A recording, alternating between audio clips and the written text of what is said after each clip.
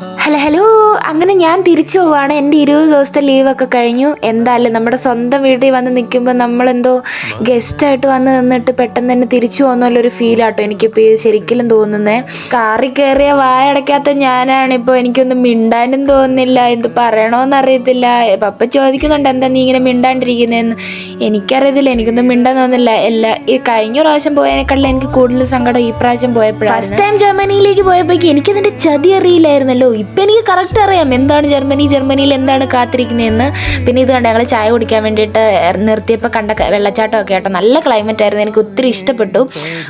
ഇതൊന്നും ഇനി കാണാൻ പറ്റില്ലല്ലോ എന്നുള്ളൊരു സങ്കടമുണ്ട്. എൻ്റെ ഫ്ലൈറ്റ് ഉള്ളതിൻ്റെ തലേദിവസമായിരുന്നു നമ്മുടെ എയർ ഇന്ത്യയുടെ ആക്സിഡൻ്റ് ഒക്കെ നടന്നതും പിന്നെയാണെങ്കിൽ യുദ്ധവും ഉണ്ടായതും. വീട്ടിൽ നിന്ന് പോകുന്നതിൻ്റെ സങ്കടം കൂടാതെ എയർപോർട്ടുകാരും കൂടെ എന്നെ പിടിച്ചിട്ട് വെയിറ്റ് കൂടുതലാന്ന് പറഞ്ഞ് 2 കിലോ എന്നെ കൊണ്ട് തിരിച്ചു കൊടുപ്പിക്കുകയും ചെയ്തു. എനിക്കാണെങ്കിൽ ഫുഡ് കഴിക്കാൻ തോന്നുന്നില്ല, ഒന്നും ഒരു രസമില്ലായിരുന്നു. ഇതിൻ്റെ ഇടയ്ക്ക് ഇതേ മഴയും ഇടിമിന്നൽ എല്ലാം കൂടെ ഞങ്ങളെല്ലാവരും പേടിച്ചിരിക്കുമായിരുന്നു സത്യം പറഞ്ഞ. ഫ്ലൈറ്റിൽ നമ്മുടെ ക്യാബിൻ ക്രൂസ് ആയിരുന്നെങ്കിൽ പോലും അവർക്ക് മുഖത്തൊക്കെ ഭയങ്കര സങ്കടമായിരുന്നു. ആക്സിഡൻ്റ് ഒക്കെ കഴിഞ്ഞായിരുന്നല്ലോ. പിന്നെ ഇതേ 8 മണിക്കൂറും കൊണ്ട് പോകേണ്ട യാത്ര 10.5 മണിക്കൂറായിട്ട് ഞങ്ങളവിടെ ചെന്നത്. കാരണം നമ്മുടെ യുദ്ധങ്ങളൊക്കെ നടക്കുവാണല്ലോ. അപ്പം അങ്ങനെ ഏറ്റവും അവസാനം സേഫായിട്ട് ലാൻഡ് ചെയ്തിട്ടുണ്ട്. അപ്പോൾ ഇന്നത്തെ വിശേഷം ഇത്രയേ ഉള്ളൂ. ബൈ.